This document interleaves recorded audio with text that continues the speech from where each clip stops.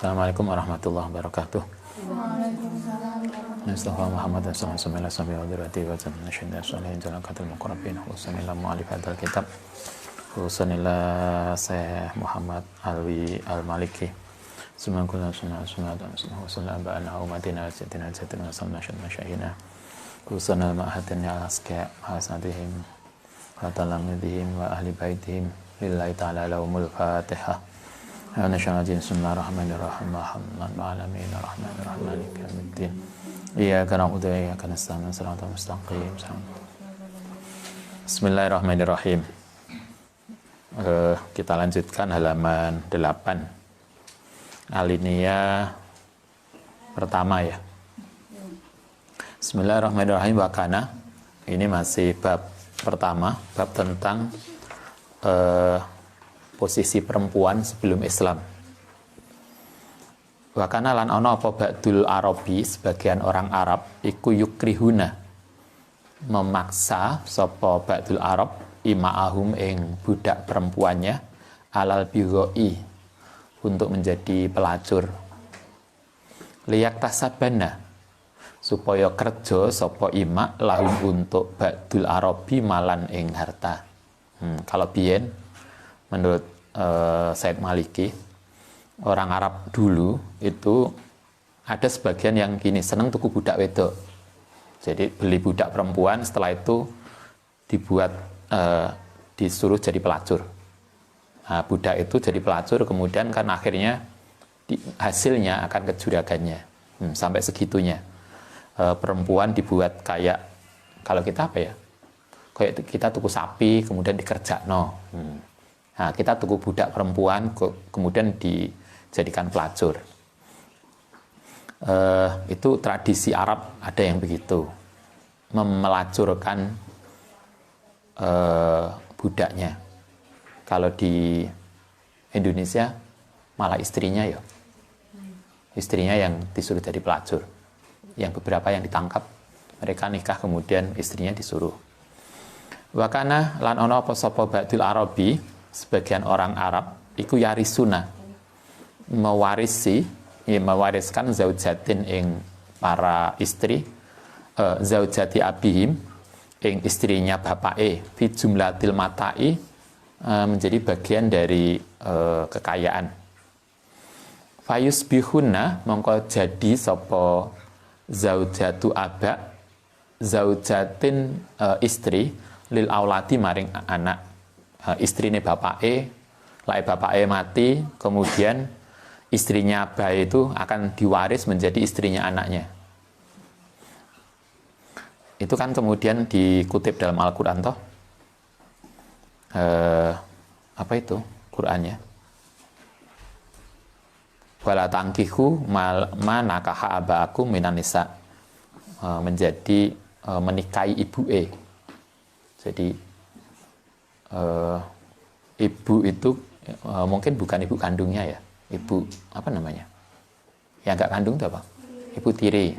Jadi bapaknya punya istri banyak, kita itu anak dari istri pertama. Ketika bapaknya mati, istri kedua, ketiga dan seterusnya menjadi dinikahi oleh anaknya. Sebagian Arab begitu. Hadhi utawi ini tradisi-tradisi yang kemarin kita jelaskan, iku andimatul usrati, yaitu hubungan kekeluargaan, susunan kekeluargaan al-fasidati yang rusak qoblal Islam. Itu adalah contoh dari model-model kekeluargaan yang tidak benar di dalam sebelum Islam. Sumaja'a, kemudian datang apa Islamu fa'akto, kemudian memberikan apa Islam al-marata ing mar'ah hukukoha ing hak-hak mar'ah ala du'il adli, kepada keadilan. Wa ja'ala lan menjadikan sapa Islam hak ing mar'ah asasan sebagai pondasi fil usratil insaniyati, menjadi dasar fil usratil insaniyati ing dalam kekeluargaan manusia. Wa tanah lan memberikan harga, menghargai sapa Islam dia kelan mar'ah. Wa sonaha, dan menjaga supaya Islam ha ing mar'ah. Wa hafadho, dan ya menjaga, memelihara ala karomatiha ing atase kemuliaan mar'ah. wa bawa'aha lan menempatkan sapa Islam ha ing mar'ah minal makani saking tempat al manzilati minal makani saking tempat al manzilata ing kedudukan ala ikota yang patut bihaliha kelan kedudukan perempuan. Islam datang kemudian menjaga perempuan, menjaga kehormatannya dan menempatkan perempuan pada posisi sesuai dengan kodratnya. Bukan berarti menyamakan laki-laki dan perempuan, tidak. Tetapi menempatkan perempuan sesuai dengan kodratnya. Wa syara'a lan memberlakukan sapa Islam turisaha ing memberikan ahli waris pada perempuan. Tadi perempuan itu tidak boleh mewaris, tidak punya hak waris. Kemarin disampaikan di dalam tradisi Arab perempuan itu tidak mempunyai hak waris. Jadi kalau ada orang tua mati, maka yang mendapatkan hak waris itu anak laki-laki, anak perempuan enggak. Kalau di Islam kemudian perempuan pun mendapatkan hak waris.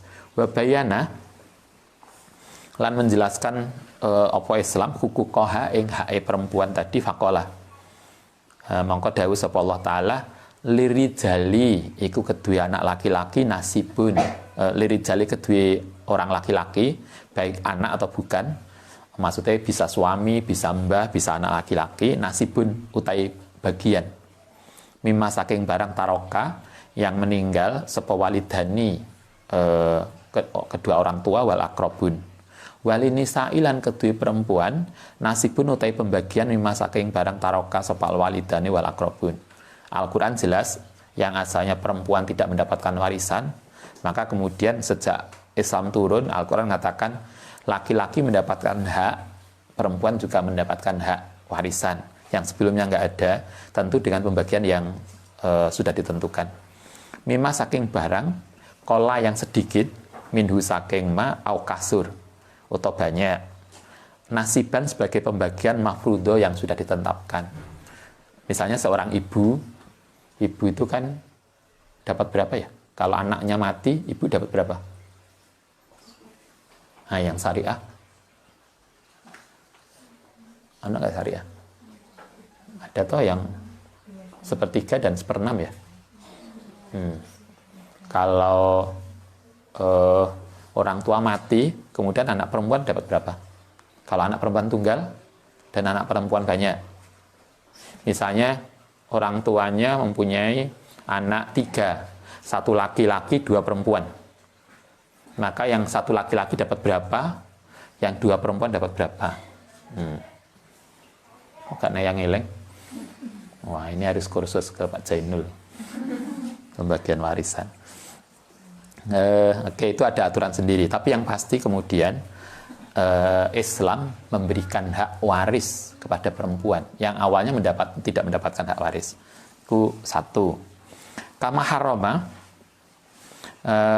itu juga mengharamkan opal Islamu irsan nisa'i ing mewariskan perempuan karha yang sebelumnya bukan ibu-ibu, istrinya bapak itu bisa diwaris, maka Islam kemudian melarang. Ya ayyuhalladzina amanu la yahillu, tidak boleh lakum kedue, tidak halal lakum kedue sira kabeh antarisu ing yen to mewaris an-nisaa ing ibu-ibu karhan. Jadi lah bapaknya mati, ibuke enggak menjadi warisannya anaknya. Nah, dulu sebelum Islam karena bapaknya itu punya istri banyak, maka kemudian diwaris. Kalau Islam enggak. Kama haroma, mengharamkan sopal Islamu ikrohal imai, memaksa budak perempuan alal bigoi untuk menjadi pelacur. Fakola, kemudian responnya jelas banget Al-Quran. Karena dulu sebagian orang Arab itu ada yang memaksa budak perempuannya jadi pelacur. Wala tukrihu, maka jangan maksa sapa sira fatayatikum ing budak perempuanmu alal bigoi untuk menjadi pelacur. In aradna, karena mereka menghendaki atahsunan ing keterjagaan. Walaupun mereka budak, tapi kalau disuruh jadi pelacur kan juga nggak mau. Mereka ingin menjadi bersih, tahasunan, menjadi orang yang terjaga. Malah oleh juraganya dikongkon jadi pelacur.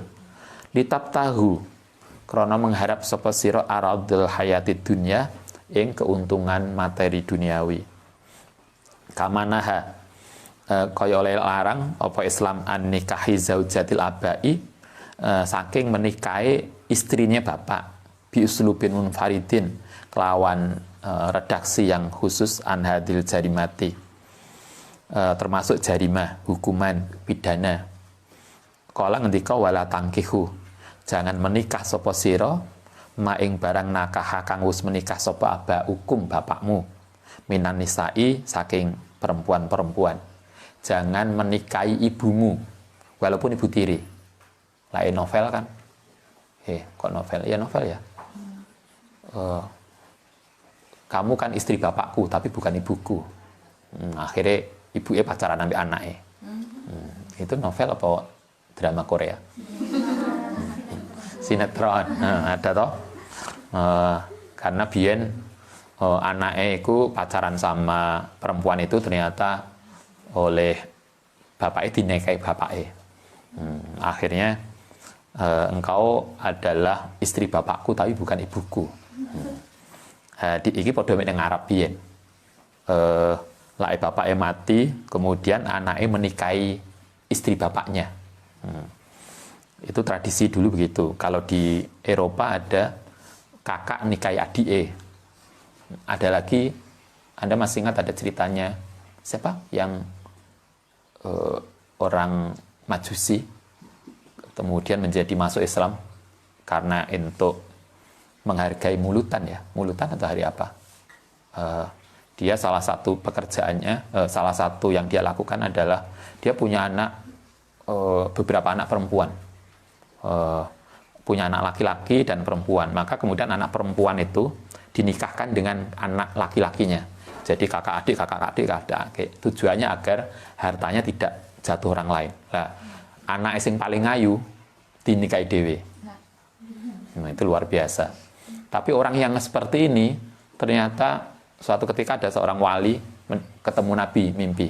Kemudian Nabi pesen titip salam yo kanggo wong iku. Bingung wong iki. Kok wong koyo ngene lho, kok Kanjeng Nabi titip salam ya apa?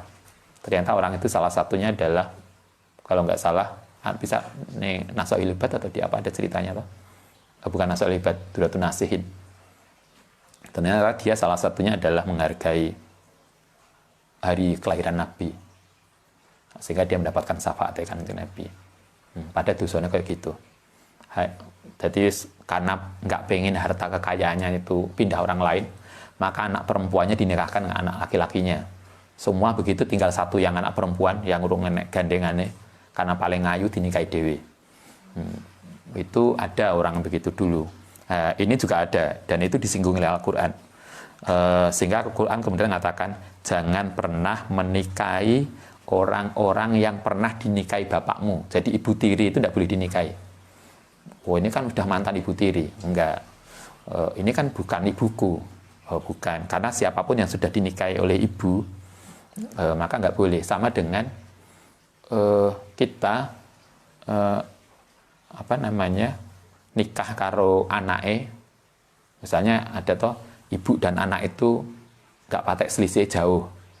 Ibu cek muda, anake begitu nikahi anake, kok anake kekecilan, kemudian anake dicerai ganti nikah ibu maka nggak boleh.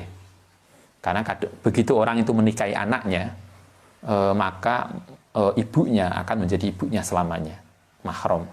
Sehingga wah ini kan kasihan, ibunya kan janda dan masih muda, anaknya terlalu kecil ini. Kemudian anaknya dicerai, kemudian pindah nikah ibu nggak boleh. Kalau pindah nikah kakaknya itu boleh. Kasusnya kayak Sayyidina Utsman, begitu nikah dengan istri, dengan putri Nabi, kemudian putrinya meninggal, dia nikah lagi dengan kakaknya. Kalau orang Jawa apa namanya? Pindah, naik ranjang ya, naik ranjang dan turun ranjang. Kalau mari nikah yadi kemudian nikah mbak berarti nikah naik ranjang. Mari nikah mbak turun untuk adi turun ranjang. Kalau kembar berarti pindah ranjang. Gitu toh. Baik, itu bab pertama. Kita lanjutkan bab kedua. Iyanatul Islami bil usrati. susunan atau aturan Islam bil usrati kelan keluarga. Ini kita membicarakan tentang aturan Islam tentang keluarga kayak apa. Laqad takafala, sungguh telah memberikan, kafala itu nanggung asalnya. Apa al-Islamu Islam bibayani ahkamil usrati, dengan penjelasan hukum keluarga. Islam telah memberikan aturan main tentang keluarga. Ma isarati sartane isarat ilal asrori tasyri'i maring rahasiane syariat, mufassalatan tarotan suatu ketika secara rinci, wa mujmalatan ukhra sebagian secara mujmal, global. Fi ayatin yang dalam banyak ayat, wa suwarin dan banyak surat, muta'adidatin yang bermacam-macam. Banyak ayat, banyak surat yang mendiskusikan tentang keluarga. Islam concern banget. Karena di dalam, kita tidak mungkin membangun masyarakat kalau bangun keluarganya aja nggak jelas. Karena itulah kita membangun masyarakat dimulai dari membangun keluarga. Karena itulah Islam banyak membicarakan tentang keluarga, baik secara terinci maupun global. Wa ahadisalan hadis kasiratin yang banyak. Banyak hadis, banyak ayat. Min irsin bayani saking warisan. Keluarga itu yang dibicarakan mulai warisan. Wa wasiatin lan wasiat. Wa nikahin lan nikah. Wa tolakin lan perceraian. Wa bayana lan menjelaskan sopo Islam asbabal ulfah, sebabnya ulfah. Apa ulfah itu? Harmonis. Nah, sebabnya keharmonisan rumah tangga. Itu ada penjelasannya. Bagaimana membangun keharmonisan. Ulfatani berarti harmonis loro.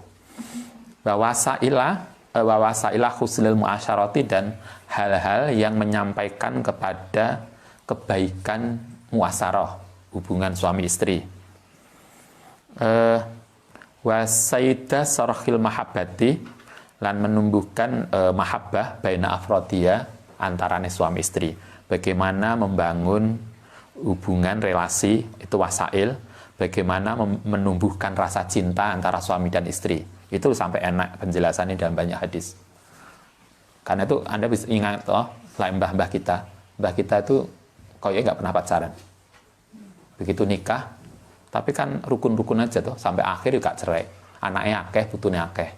Terus lagi kita pacaran tuh sampai njilebut. Pacarannya itu mulai semester, enek malan diundang, dapat souvenir.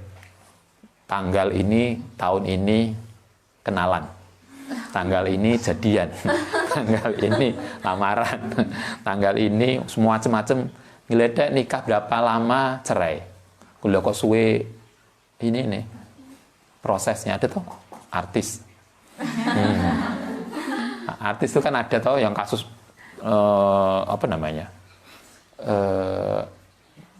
kenalannya, pacarannya itu sampai 5 tahun, 6 tahun, nikah beberapa bulan buyar. Atau sinetron lah. Nah, sinetron banyak. Kalau di Islam kita diajari bagaimana menumbuhkan rasa cinta. Wala taksisi hukukil maklumatin, lan ingatase membangun hak-hak yang diketahui fi dairati mahdudatin, ing dalam wilayah yang sudah ditentukan. Di Islam kita diajari mana batasan wilayah istri, mana wilayah suami, karena masing-masing punya hak dan kewajiban. Itu ada. Ini wilayah siapa toh? Suami atau istri, atau ini wilayah bareng. Kita harus tahu suami istri itu dua orang yang masing-masing punya background yang berbeda. Anda bisa bayangkan, suami punya background latar belakang masa lalu, istri punya background punya masa lalu, yang kemudian ditemukan menjadi dua hati yang punya background masing-masing. Nggak mudah itu kalau nggak jelas aturan mainnya. Gitu kan? Sehingga kalau nggak cukup dengan cinta, yang penting kan cinta. Cinta ora kenyang. Kan harus jelas ini wilayah sopo, ini nggone sopo. Karena itu di sini dikatakan Islam sampai taksisi hukukin maklumatin, ada hak-hak yang harus diketahui di dalam wilayah yang jelas.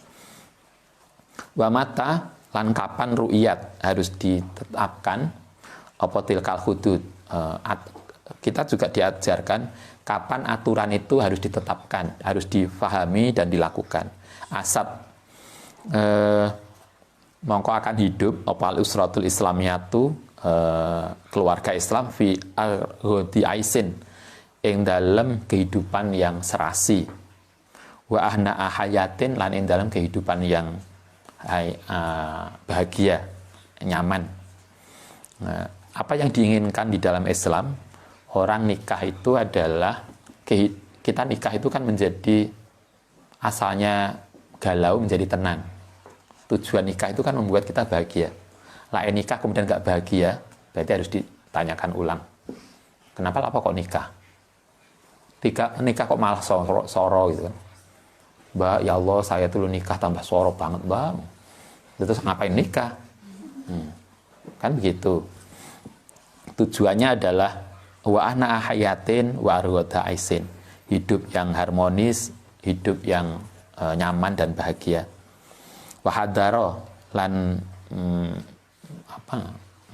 memperingatkan sapa Islam min hadamil usrati, dari sesuatu yang bisa merusak pernikahan. Islam juga mengajarkan ada rambu ini loh yang harus dijauhi oleh suami istri, karena ini akan bisa merusak pernikahan.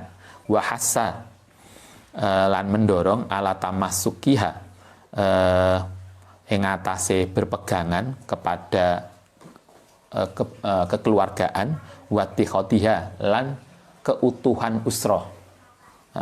Di Islam kita diajarkan kita harus punya komitmen yang sama bagaimana kita membangun keutuhan. Kalau dalam peribahasa kan dikatakan kalau orang itu mencintai maka ada 1000 alasan untuk tetap bersama walaupun menderita. Tapi kalau kita nggak cinta maka cukup 1 alasan untuk meninggalkan walaupun banyak hal yang baik. Nah, kita diajarkan bukan sekedar begitu prinsipnya, tapi kita harus punya komitmen bersama untuk ittihad, untuk menyatu. Karena ketika kita Anda dilamar, yang perempuan, Dek saya lamar, dilamar, dan Anda menerima, kemudian kita ikatan di dalam nikah, angkah tuka, wazawastuka, itu artinya 2 orang ini punya komitmen untuk senantiasa bersama di dalam suka dan duka. Jangan seneng itu. Nah, seneng ya iyalah, lah enggak ya cari yang lain. Itu yang kalau masih lamaran, masih apa namanya istilahnya, khiyar, masih milih, oke lah. Si urung masih tawar-menawar bergaining. Loh, itu kan lama apa namanya? Ta'aruf. Nah, ta'aruf itu kan bergaining toh. Ta'aruf itu artinya Anda saling kenalan. Kalau Anda belajar filosofi pacaran, bukan berarti Ustadz setuju pacaran loh ya. Enggak, tapi konteks kalau kita belajar filosofi pacaran kan begini. Kita itu pacaran itu filosofinya ta'aruf, saling mengenal. Karena saling mengenal, kita itu saling menjajaki untuk kemungkinan untuk bisa hidup bareng atau tidak. Yang sering saya sampaikan, nikah itu bukan urusan saya dan dia, tapi juga urusan keluarga saya dan keluarga dia. Kira-kira keluarga saya dengan keluarga dia ketemu nggak? Bukan, yang penting si nikah kan aku. Yang penting aku seneng, enggak, bukan itu. Karena 2 keluarga yang disatukan. Karena itu kan kita harus mikir, kira-kira dia itu bisa nggak diterima di keluargaku. Saya bisa nggak diterima di keluarga dia. Kalau nggak bisa, karena ini prosesnya ta'aruf, maka berarti harus kita tinggalkan. Mas, kayak kita berteman saja. Harus begitu, jangan kok maksa. Wis kadung pacaran suwe, apalagi apa kok nikah dengan dia? Ya wis entek, sudah habis banyak Ustaz. Bayar SPP-nya, bayar kontrakannya. Wah, wis gawe no skripsinya. Jangan pernah menikah karena alasan itu. Jangan pertaruhkan hidup kita seumur hidup hanya karena itu. Terlalu berisiko. Itu kan ngaji nikah kan gini toh. Nah, mestinya mari subuh ini biar gak ngantuk. Oke. Itu yang harus, jadi orang yang nikah itu harus tamasak ittihad, harus berpegangan pada janji tunggal untuk senantiasa bersama dalam suka dan duka. Itu yang harus dicamkan. Wa nafaro lan lari menjauhi angkul 5 saking segala sesuatu yad'u yang bisa mengundang ila tafakkuhi uroha, maring kerusakannya pernikahan. Maka suami istri ketika kita sudah komitmen untuk membangun kebersamaan, maka masing-masing harus menjaga diri dari segala sesuatu yang bisa merusak persatuan. Tidak hanya suami, istri juga. Tidak hanya istri, tapi juga suami. Jadi masing-masing harus punya komitmen sama. Jangan sampai kemudian kita melakukan sesuatu yang menyinggung pasangan kita. Yang itu kemudian bisa merusak. Karena itu kalau misalnya Anda dulu punya masa lalu, kemudian kita nikah bukan dengan masa lalunya. Maka ketika ketemu masa lalu harus bilang, Mas, tadi dia ngontak pengen ketemu, pengen ke rumah. Harus dibilang suaminya. Jangan malah diem-diem. Jangan pernah menyembunyikan masa lalunya. Itu akan membuat kecewa. Karena suami kita sudah percaya pada kita. Kita sudah percaya pada suami kita. Karena itu kalau kita jadi istri, kalau Anda jadi suami, jangan pernah menyembunyikan sesuatu di luar pengetahuan pasangan kita masing-masing. Itu akan sangat menyakitkan. Gitu? Kan kemudian merasa dikhianati. Karena itu di sini dikatakan masing-masing pasangan harus berpegang teguh pada komitmen yang sama untuk bersatu dan menjauhi segala sesuatu yang bisa merusak keutuhan rumah tangga. Itu hal pertama yang harus dijaga. Oke, kita lanjutkan. Apa yang bisa merusak keutuhan pernikahan? Satu, bamindalika atau laku perceraian. Jangan pernah terlintas di dalam pikiran kita ketika kita sudah menikah untuk cerai. Enggak. Jangan pernah terlintas itu. Allah gampang Ustaz, yang penting nikah dhisik. Kalau gak cocok cerai. Itu kan kayak tuku klambi. Atau tuku apa ngaran? Kok gak cocok dibalik enggak. Kita itu nikah bukan itu. Mungkin di tempat lain begitu. Mungkin di masyarakat lain begitu, tapi Islam tidak begitu. Sehingga jangan pernah berpikir untuk cerai. Karena itulah kenapa sebelum kita menentukan pilihan, kita disuruh istikharah. Nah, istikharah carilah orang yang netral. Oh, mboten Ustaz, saya istikharah sendiri. Ya biasanya istikharah dhewe sing metu ya dia. Karena wis pikirane wis ana. Sehingga yang kita pikir karena dia ya si dia. Karena itu jangan pernah berpikir untuk cerai. Itu satu. Wa utai tolak iku min asyadil adrori. Dari mudorot yang paling besar fil mustamati yang dalam masyarakat. Perceraian itu adalah mudorot terbesar di dalam kehidupan masyarakat. Fakam jaro, betapa banyak muncul apa masaibun, musibah, wa farroko, dan memisahkan usron yang kekeluargaan, wa doya'ah, lan menyanyiakan widadan yang kasih sayang yang dulu sudah kita bangun, komitmen bersama itu akhirnya buyar. Wa fasalah melan memisahkan baina zaujaini antarane suami istri ja'ala yang telah menjadikan sapa Allah bainahuma mawaddatan wa rahmatan. Dulu ketika kita nikah, Allah sudah mengabulkan dengan penuh kasih sayang, maka ketika cerai yang muncul itu kemudian kebencian toh. Coba kalau Anda ikut ibu kalau yang pengadilan itu mediasi yang sudah mau cerai itu kan wis nggak ono apike. Jadi ketika suami mau cerai dengan istrinya, pandangan suami itu kan nggak pernah ada baiknya terhadap istrinya. Istri juga begitu. Pokoknya suaminya salah kabeh. Pokok istrinya salah. Biyen kita opo, saiki kita opo. Karena itulah dijaga benar wa dhahaba lan hilang biat faliha kelan anak-anake. Anak-anaknya menjadi terlantar karena ibuke ning kono, anake suaminya di sana.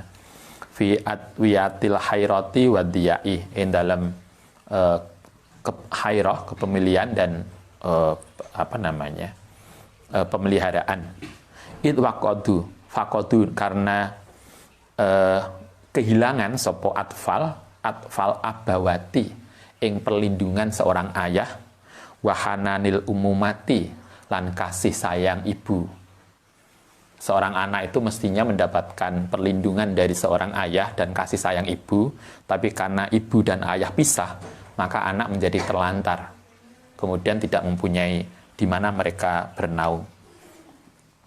Wa tabaddala, lan kemudian berubah opal hanau, kenyamanan bisa koi dengan sakok, sesuatu yang gak enak, kecelakaan, wal iktilafi lan kasih sayang, bil ikhtilafi dengan perbedaan, wal mawadati lan cinta, bil badoi kelan kebencian. Itu satu yang bisa merusak keutuhan rumah tangga adalah perceraian. Tapi bukan berarti Islam melarang cerai. Jadi artinya maksudnya begini, ada di daerah lain, di ajaran lain yang mengajarkan kita, pokoknya perempuan itu begitu nikah, masuk rumahnya suami, maka dia tidak boleh keluar, tidak boleh perceraian, dia hanya keluar dari rumah itu pada kematian. Artinya nggak ada cerai sama sekali. Islam tidak begitu. Kita diajarkan sekuat tenaga, kita membangun komitmen bersama. Tapi kemudian nggak bisa diselamatkan kembali, maka ditoleransi perceraian. Walaupun kemudian dikatakan dalam Kanjeng Nabi, salah satu hal yang paling buruk dalam kehidupan itu adalah cerai. Tapi cerai itu dianggap sebagai sesuatu yang solusi terakhir yang mestinya tidak kita ambil. Nah, itu hanya emergensi aja. Kalau kekeluargaan sudah nggak bisa dibina, itu artinya Islam berada pada posisi dua kutub yang bebas cerai dan yang tidak ada kemungkinan cerai. Nah, kita diajarkan la iso jangan cerai, tapi kalau memang nggak bisa dibangun kembali, itu boleh diambil. Nah, itu satu yang bisa merusak berpikir untuk cerai. Yang kedua, uququl walidain, yaitu menyakiti orang tua. Sering kita sampaikan, orang tua kita itu ada orang tua kandung, yaitu bapak ibu kita yang melahirkan kita. Kalau Anda belum menikah, orang tuamu dua, yaitu bapak ibu kita yang melahirkan kita. Tapi kalau Anda sudah menikah, orang tua kita empat, yaitu mertua. Mertua itu orang tua. Karena begitu Anda nikah dengan anaknya, maka mertua itu menjadi haram kita nikahi selamanya. Sehingga kalau kemudian ada seseorang itu cerai dengan suaminya, maka dia tetap tidak boleh nikah dengan mantan mertua. Mantan mertua ini ganteng, nom, nggak boleh. Itu mahram selamanya. Karena itulah itu orang tua kita. Sehingga jangan pernah berpikir kayak sinetron. Itu loh bapakmu teko, itu loh ibumu. Kita lupa bahwa ibunya suami itu juga ibu kita. Sinetron kan sering toh. Sinetron loh. Bukan di tempat lain. Sinetron begitu. Itu tidak benar. Mertua kita adalah orang tua kita. Begitu Anda menikah dengan anaknya, maka orang tua itu menjadi orang tua Anda. Sehingga ketika mertua datang, itu orang tuamu yang harus kita layani tidak berbeda dengan orang tua kandung. Jangan kemudian kayak film kartun, ada ini pintu untuk dia, pintu untuk orang tua, terus kemudian ada pintu kecil untuk mertua. Itu nggak benar. Itu kan mungkin tradisi di luar sana, tapi kita tidak mengajarkan itu. Islam tidak mengajarkan itu. Menyakiti orang tua itu bisa merusak hubungan kekeluargaan. Karena itu juga kita sering sampaikan, kalau nikah jangan sing penting saya seneng, lihat juga orang tua. Jangan pernah menikah tanpa doa orang tua. Terlalu berisiko, terlalu nekat. Yang sering saya sampaikan kan begini, Anda kenal calon suami berapa toh? Udah lama, sejak S1, bukan S1 apa? Mula masuk mahasiswa itu apa namanya? Orientasi maba saya sudah kenal. Oke lah. Anda kenal laki-laki itu sejak maba sampai kuliah selesai 4 tahun. Anda kenal ibumu berapa lama? Mulai kita sejak lahir. Logikanya, orang yang kita kenal lebih lama tidak mungkin dikorbankan untuk orang yang baru kita kenal 4 tahun. Jangan pernah meninggalkan orang tua kita hanya karena kita senang pada dia. Akeh itu lagunya. Lagu-lagu yang menyesal menikah, ternyata dia tidak seperti yang ingin kembali ke rahim ibu. Nah itu kan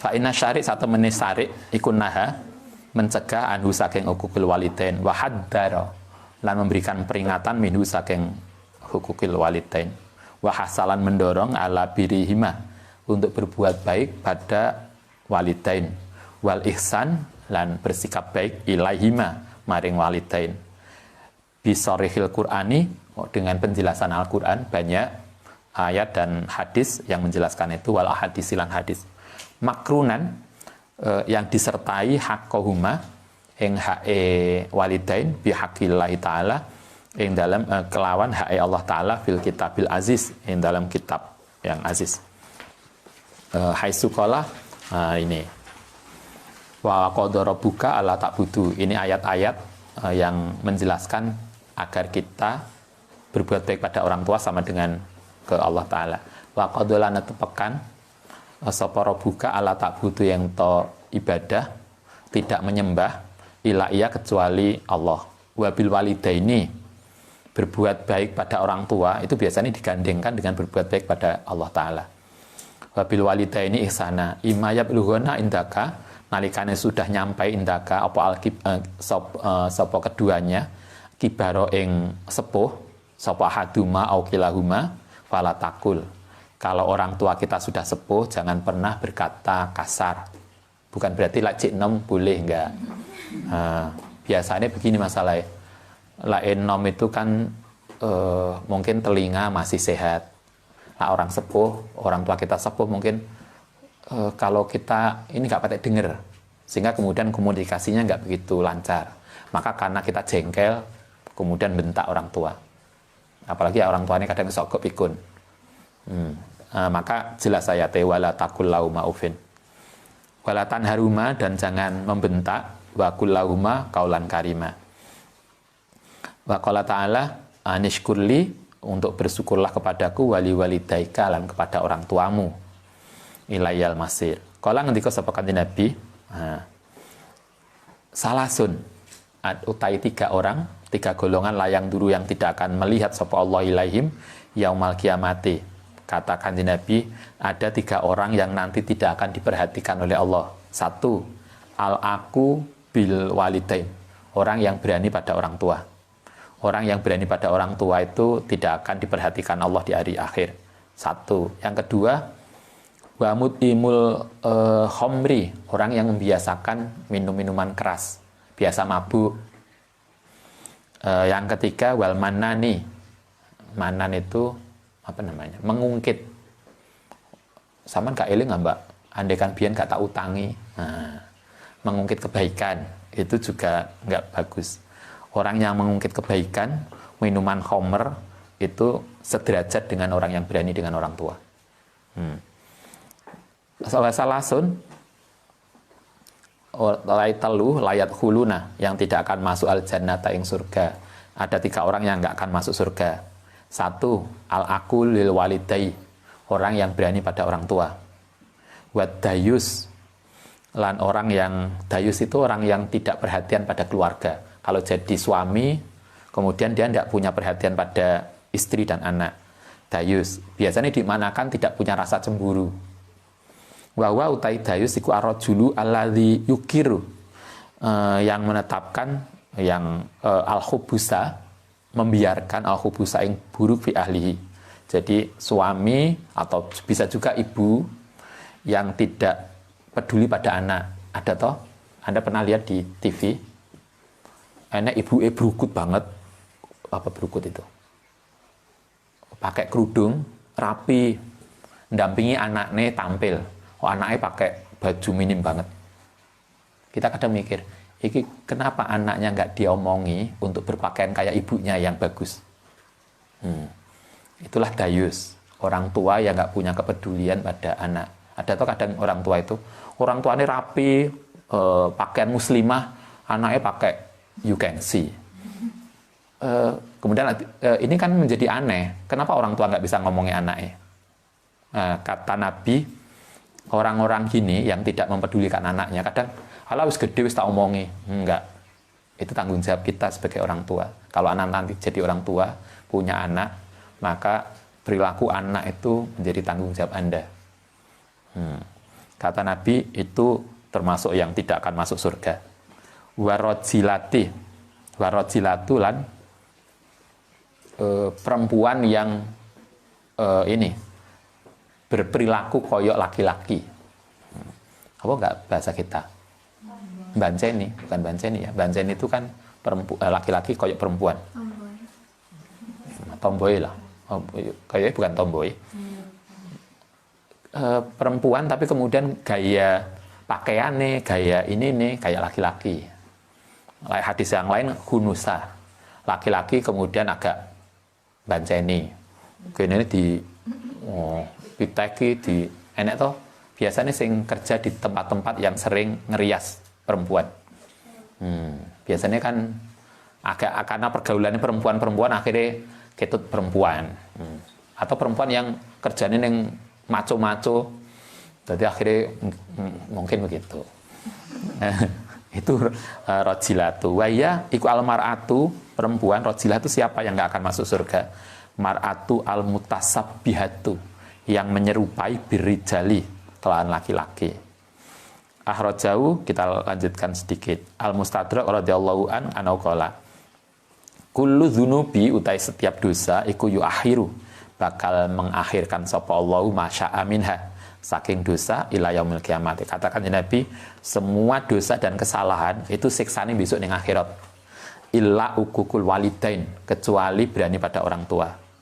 Fa innallaha yu'ajjiluhu, akan mensegerakan li sahibihi, maring orang yang berani pada orang tua, fil hayati, dalam hidup, qoblal maksudnya kontan. Orang yang berani pada orang tua iku siksanya tidak nunggu di akhirat, ning donya.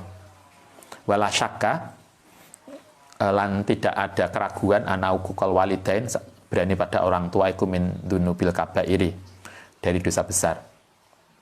Itu kedua, berani orang tua yang bisa merusakkan kehidupan rumah tangga. Yang ketiga, qat'ur rahimi, memutuskan silaturahmi. Karena merasa kaya, kemudian nggak mau silaturahmi. Faqad naha anhu sapa al-islamu. Faqad naha, melarang anhu saking qat'ur rahimi apa al-islamu. Wa haddara, lan memberikan peringatan minhu saking qat'ur rahim.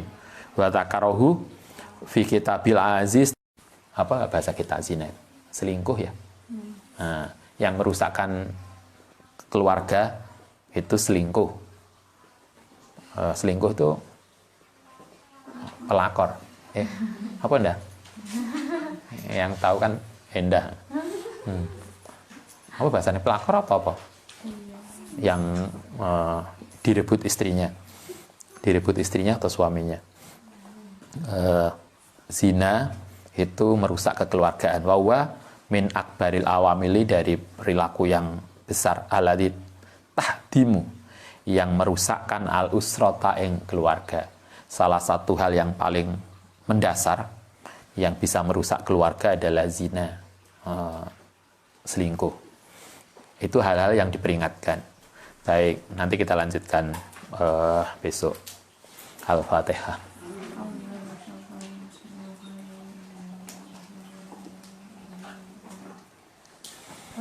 Rabbana fa'na bima lam tana ya'limna kifa'una rabbi faqihna wa faqih ahlana wa qarabati bidinina rabbana fa'na bima lam tana rabbi alimna ladhi yanfa'una rabbi faqihna wa faqih ahlana